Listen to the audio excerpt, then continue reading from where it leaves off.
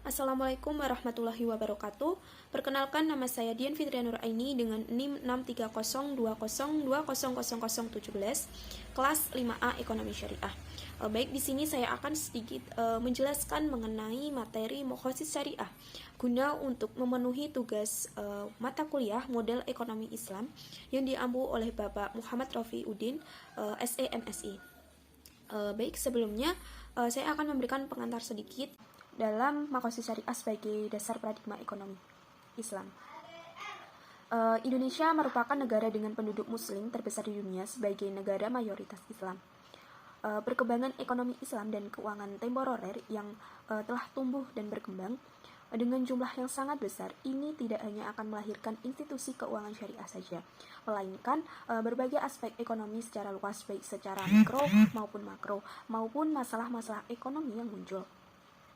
Perkembangan ekonomi Islam itu selalu dituntut dengan munculnya berbagai jawaban-jawaban atas masalah-masalah ekonomi. Islam sebagai landasan universal yang memiliki keunikan selalu memiliki jawaban yang tepat dan tepat membawa manfaat. Prinsip utamanya adalah sebagai implementasi ekonomi Islam itu sebagai dengan tujuan maqasid syariah. Maka, supaya tetap berjalan sesuai dengan prinsip-prinsip syariah, konsep maqasid syariah ini itu memiliki peran yang sangat penting bagaimana menjadikan aktivitas ekonomi sebagai dasar paradigma ekonomi Islam. Lalu apa saja sih yang akan kita bahas pada kali ini? Yaitu yang pertama ada pengertian maqasid syariah, kemudian yang kedua hukum maqasid syariah, kemudian yang tiga yaitu metode-metode maqasid syariah, kemudian yang keempat yaitu maqasid syariah sebagai dasar paradigma ekonomi Islam. Baik, kemudian kita akan membahas yang pertama yaitu mengenai pengertian dari maqasid syariah. Secara bahasa, maqasid syariah terdiri dari dua kata yaitu maqasid dan syariah. Maqasid adalah bentuk jamak dari maqsid yang berarti kesenjangan atau tujuan. Kemudian syariah, kata syariah itu berarti hukum Allah Subhanahu wa taala, baik yang ditetapkan sendiri oleh Allah Subhanahu wa taala atau Nabi Muhammad SAW sebagai penjelasan atas hukum yang ditetapkan oleh Allah Subhanahu wa taala atau yang dihasilkan oleh mustahid berdasarkan apa yang ditetapkan oleh Allah Subhanahu wa taala atau dijelaskan oleh Nabi Muhammad SAW. Kemudian menurut istilah maqasid syariah adalah kandungan nilai yang menjadi tujuan persyariat hukum. Jadi, maqasid syariah adalah tujuan-tujuan yang hendak dicapai dari suatu penetapan hukum. Selanjutnya, yaitu maqasid syariah dalam memproteksi kemaslahatan. Dalam maqasid syariah ini mengandung 4 aspek. Yang pertama yaitu tujuan awal dari syariah, yakni kemaslahatan manusia di dunia dan di akhirat. Pada aspek pertama ini berkaitan dengan muatan dan hakikat maqasid syariah. Kemudian yang kedua yaitu syariah sebagai suatu yang harus dipahami. Pada aspek kedua ini berkaitan dimensi bahasa agar syariah dapat dipahami sehingga dicapai kemaslahatan yang dikandungannya. Kemudian yang ketiga yaitu syariah sebagai suatu hukum taklif yang harus dilakukan. Aspek ketiga ini berkaitan dengan pelaksanaan ketentuan syariah dalam rangka mewujudkan kemaslahatan. Ini juga berkaitan dengan kemampuan maupun kemampuan manusia untuk melaksanakannya. Kemudian yang keempat yaitu tujuan syariah dalam yang keempat yaitu tujuan syariah adalah membawa manusia ke bawah naungan hukum. Nah, pada aspek yang keempat ini yaitu berkenan dengan kepatuhan manusia sebagai mukallaf di bawah dan terhadap hukum-hukum Allah, atau dalam istilah yang lebih tegas yaitu aspek tujuan syariah berupa membebaskan manusia dari kekangan hawa nafsu, seperti itu. Ketiga yaitu mengenai hukum maqasid syariah. Nah, hukum maqasid syariah ini terdiri dari 3, yaitu yang pertama daruriyat. Secara bahasa, daruriyat ini berarti kebutuhan yang mendesak atau darurat. Dalam kategori ini ada 5 hal yang harus diperhatikan, yaitu memelihara agama, memelihara jiwa, memelihara akal pikiran, memelihara kehormatan dan keturunan, serta memelihara harta benda. Dalam kebutuhan umat,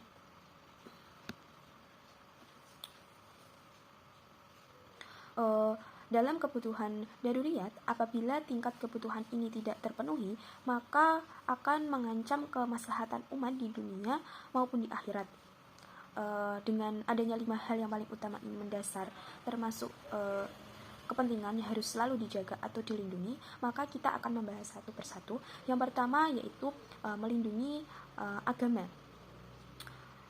Untuk perseorangan berhubungan dengan ibadah-ibadah yang dilakukan seorang muslim dan muslimah, itu membela Islam dari ajaran-ajaran yang sesat.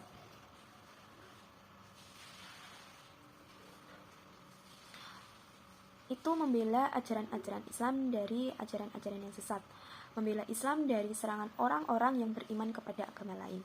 Kemudian yang kedua yaitu melindungi nyawa. Dalam agama Islam, nyawa manusia adalah suatu yang sangat berharga dan harus dijaga dan dilindungi.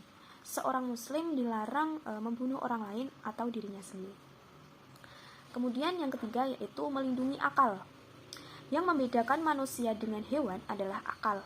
Oleh karena itu, kita wajib menjaga dan melindunginya.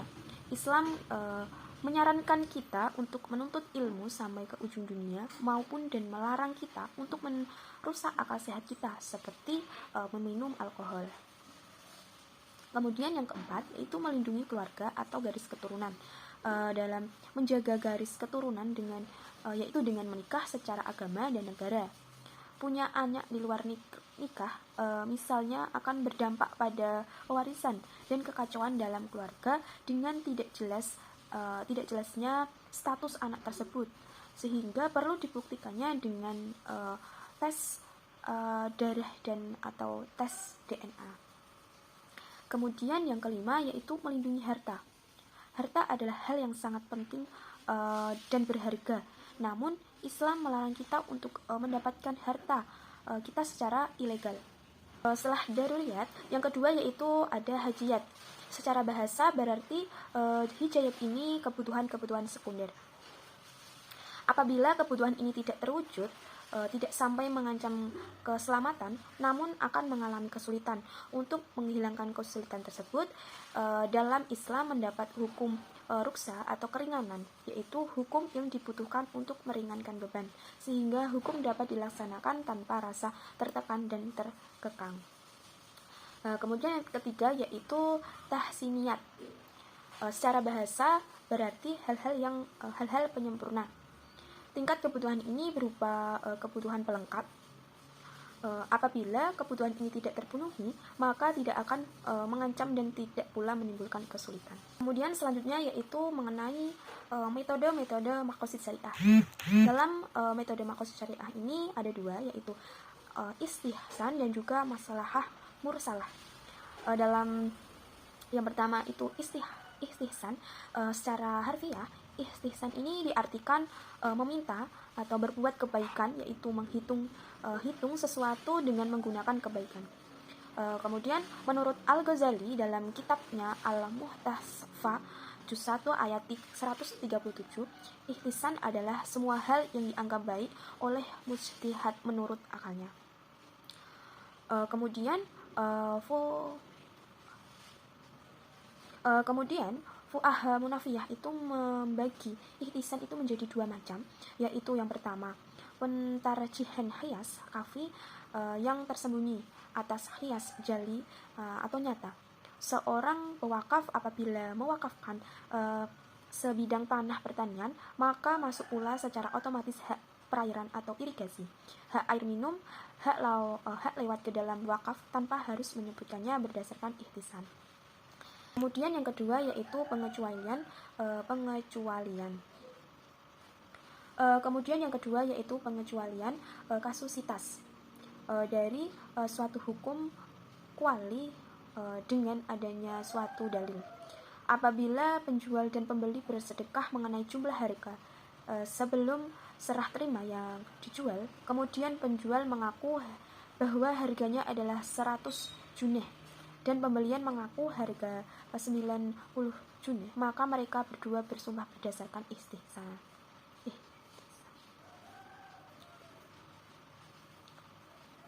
Kemudian yang kedua yaitu pengecualian kasusitas dari suatu hukum kuli secara umum dengan adanya suatu dalil apabila penjual dan pembeli bersengketa mengenai jumlah harga sebelum serah terima yang dijual. Kemudian penjual mengaku bahwa harganya adalah misalnya 100 juta dan pembeli mengaku harga 90 juta, maka mereka berdua bersumpah berdasarkan istihsan.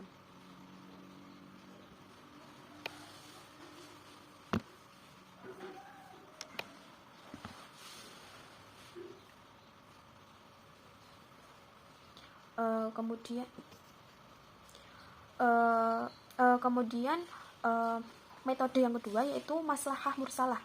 Maslahah mursalah adalah suatu kemaslahatan yang tidak mempunyai dalil, tetapi tidak ada juga pembatalannya. Jika terdapat suatu kejadian tidak ada ketentuan syariat dan tidak ada ilatnya yang keluar dari syara yang menentukan kejelasan hukum kejadian tersebut, itu kemudian ditemukan suatu yang sesuai dengan hukum syara, yakni suatu ketentuan yang berdasarkan pemeliharaan kemudaratan atau untuk menyatakan sesuatu manfaat, maka kejadian tersebut dinamakan maslahah mursalah. Tujuan utama maslahah mursalah adalah kemaslahatan, yakni memelihara dari kemudaratan dan menjaga kemanfaatannya. Baik, selanjutnya yaitu maqasid syariah sebagai dasar paradigma ekonomi Islam. Yang pertama itu ada hubungan ekonomi Islam dengan maqasid syariah. Seperti yang telah dikemukakan sebelumnya, bahwa tujuan diturunkannya syariah adalah untuk mencapai kemaslahatan dan menghindari kemahsadatan pada dua dimensi waktu yang berbeda, dunia dan akhirat. Hal ini berarti bahwa semua aspek dalam ajaran Islam harus mengarah pada tercapainya tujuan tersebut, tidak terkecuali aspek ekonomi Islam yang telah sekian lama terkubur dan nyaris menjadi sebuah fosil, merupakan lahan istihad. Ini artinya bahwa dituntut kerja keras istihad dari para ekonom muslim untuk mencari nilai-nilai yang terkandung dalam Al-Quran dan Sunnah yang terkait dengan ekonomi. Ekonomi Islam yang dalam banyak hal adalah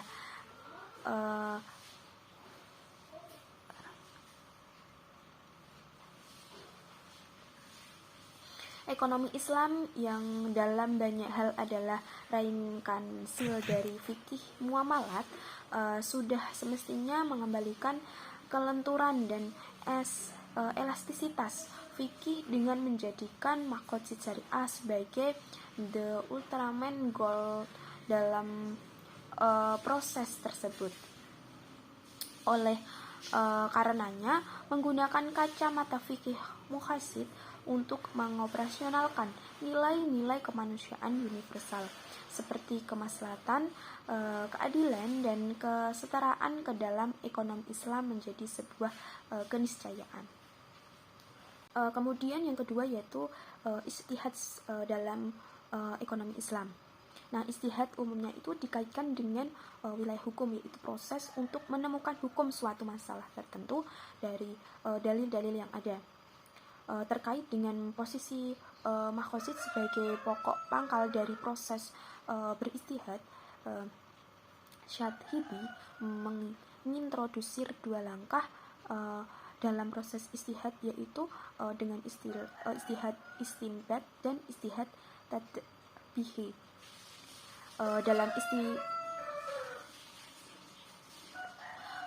Dalam ijtihad istinbat ini, seorang ekonom muslim memfokuskan perhatiannya kepada upaya penggalian ide yang dikandung dalam teks Al-Quran dan juga Sunnah yang masih abstrak.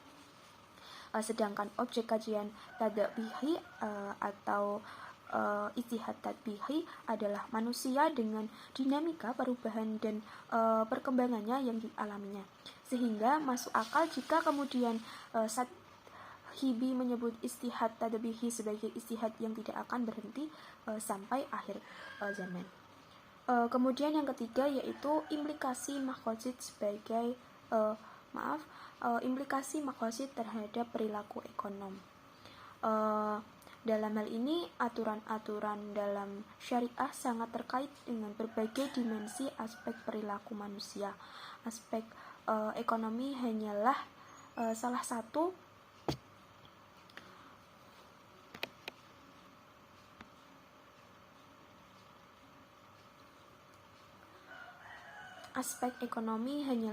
satu serangkaian perilaku manusia. Pembahasan pada sebelumnya itu mengenai teori makosid semestinya sudah mempunyai implikasi terhadap perilaku ekonomi setiap individu muslim. Selain itu, para ekonom muslim juga tidak boleh melupakan implikasi-implikasi tersebut saat melakukan analisis ekonomi dalam framework Islam. Selanjutnya yaitu kesimpulan.